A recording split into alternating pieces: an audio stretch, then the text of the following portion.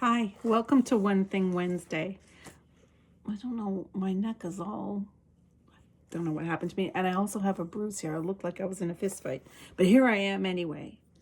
I wanted to talk a little bit today about design. I don't know if you saw my artist walk that I have on the main page in Current Matters, but I always like to, if I have the time and I'm able to, take us on a little artist walk about a color. And this month it's about peach. And I was showing some different, I always like to introduce different ideas to you and have you think about things in a new way. I look for color in an unusual way. And if I find something really interesting in the composition of what the artist has made, I like to draw attention to that.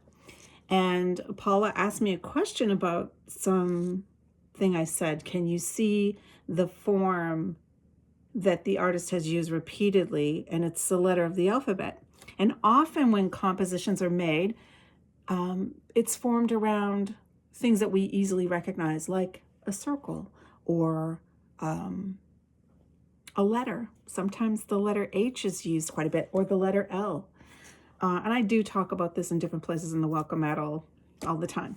But I wanted to, and this is kind of a little deliciousness for Paula, I guess, in a way, because she loves to know about new books. So she's got a little bit of librarian in her, and so do I. And I just sort of wanted to talk to you a little bit about knowing more about composition, because number one, knowing about it means when we go to put together an artwork, like for instance, if I wanted to make my portrait, should I have it like this? Should I have it like this? Should I lower myself? Should I turn myself? Should I go like this? Those are all composition notes to make it more interesting. Should I move back? Should I be in the center? Should I be down low? You get what I'm saying. How we're presenting what we're doing to our viewer is called the composition. And sometimes compositions are amazing and they're beautiful and they have repeating motifs that draw our attention to one place and another. I know you've had the feeling where you've seen a beautiful piece of work and you just want to keep looking at it and looking at it and looking at it because it leads you all over the place and delights you everywhere it goes. So that's about making a good composition. Now, if you never decide that you ever want to make your own rug pattern, that's okay too, because when we're buying patterns and work is introduced to us in a pattern from someone else, it's good to know these compositional fortitudes, that help make us buy a good pattern or create a good pattern, so we don't end up in a hickledy-schmickledy trouble and mess.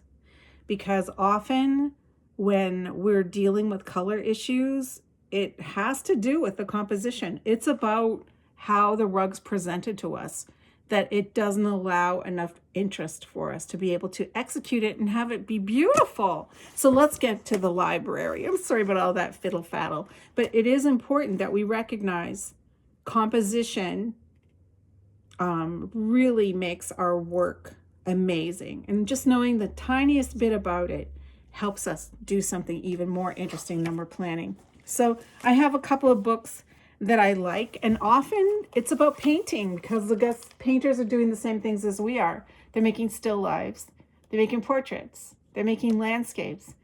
And how you arrange these things helps you make a more beautiful thing. So this one's called Mastering Composition. It's by Ian Roberts. It's not my absolute favorite one, although it has many terrific things. It talks about those very things I was talking about. Here's the cruciform shape. Do you see them down there? That's what they have based these things on, that they've created, their work. And he does talk a lot about all the different shapes that you can use. He talks about making interesting horizontal and vertical compositions. Anyway, this is a good book. I do like it. I like all three, but it's the one that I would refer you to least. The other one is this one called A Painter's Guide to Design and Composition.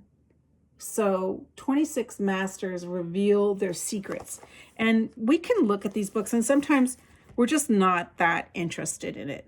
But they do talk a lot about those things. I'm always jibber jabbering about the principles and the elements of design.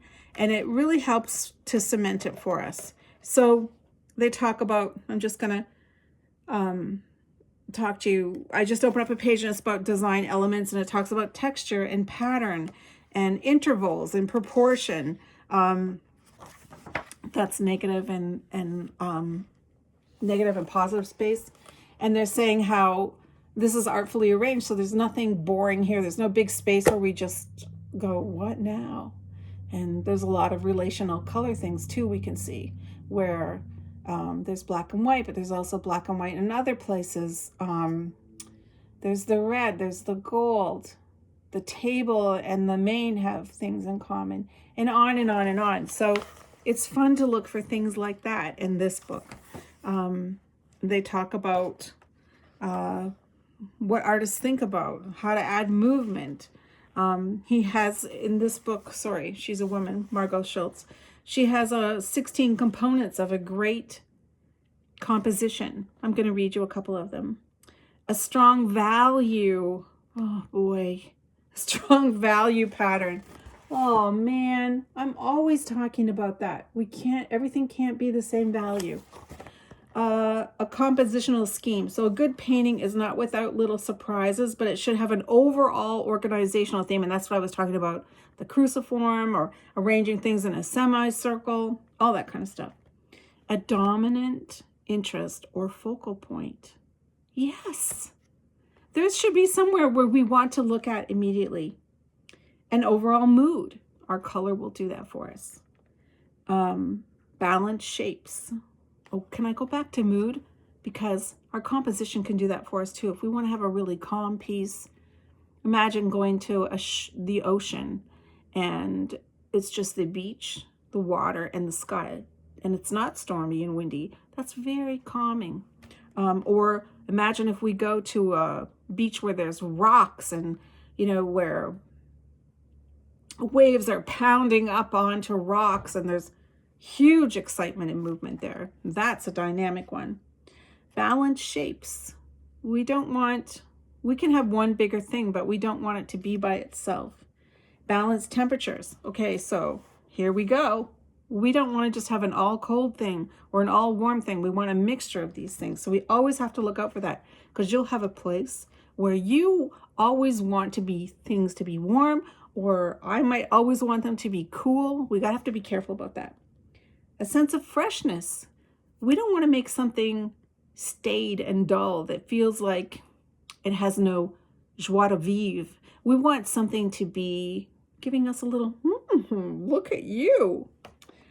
Interesting intervals, and that's just about the spaces that are between things.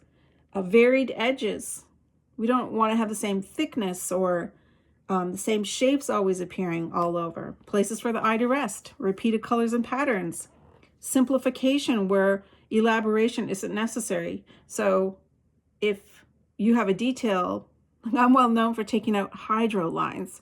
Often we'll take photographs and it's like a beautiful situation, but there's a big old hydro line through it. That's our power company here in Ontario. And no, I can take that out. I don't need that. That's not part of what I'm trying to tell people.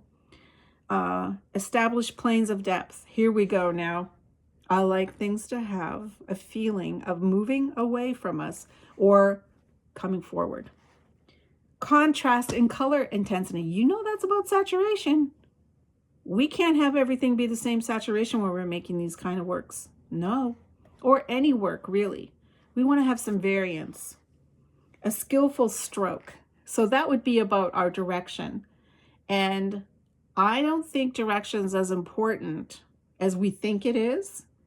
So the skillful stroke means that you are really paying attention to whether it is important or not. So if you're making my hair right now, you can see it goes lots of different ways. It's kind of crazy hair. So it is important that this hair get hooked up and down. If I tried to hook that sideways, that'd be important. It wouldn't be good. And it's important to make it go up and down, because we couldn't hook that sideways very easily. You know, I have this part going down, so I'm naturally going to hook this way or this way for this piece. So we need to think about that. Like, how is our stroke, our direction of hooking going to infer what we need to? But in the same token, I'm not going to make every hair. I'm going to make a block of color or a couple of colors. Like, look how light that is there and how dark it is here in the curve. So I'm going to use colors to make that movement happen. I'm not going to try to depend on my stroke to do that because I can't put every hair in there. All right, this is the last one. I'm sorry, I didn't mean to make this so long. That something is left to the imagination, and I call that a mystery, where something might suddenly disappear, or you see the glimmer or edge of something else, and it just makes you look and want to tell a story to yourself about it. So let's move on to this last book. I guess this is one of my favorite books. I forgot about how delicious it was. The one I really like a lot and can be looked at over and over and over again and reaches lots of different ways of creating, which I enjoy, is Design, A Lively Guide to Design Basics for Artists and Craftspeople by Stephen Aimone. So it's Aimone. I'm going to hold it up. Hopefully you can still get these books. But you can see how diverse all these works are. And he really provides a delicious smorgasbord of all the things that we need to know to make interesting compositions. He goes into color. He talks about texture. There's just no end to the happiness that he involves us with. So I hope you're delighted by this. And I didn't mean to make this so long, so I like to make one thing a little short. But I want you to think about composition. When you buy a pattern, I want you to draw your mind to the idea of this pattern exists to be colored. And how, before you even buy it, I want you to think about, can I see clearly how this might be colored? Or if you're making a composition, that you think about these things I discussed and you project into the design of your project the idea of coloring it, because those things have to happen together at once. They belong as a unit. Okay, my loves, thank you so much for listening. I'll talk to you soon. I guess we're going to have a Friday die date, and I have something strange and interesting planned for you. I hope you'll come, and please invite your friends. All right, my darlings, I'll see you soon. Thank you. One thing.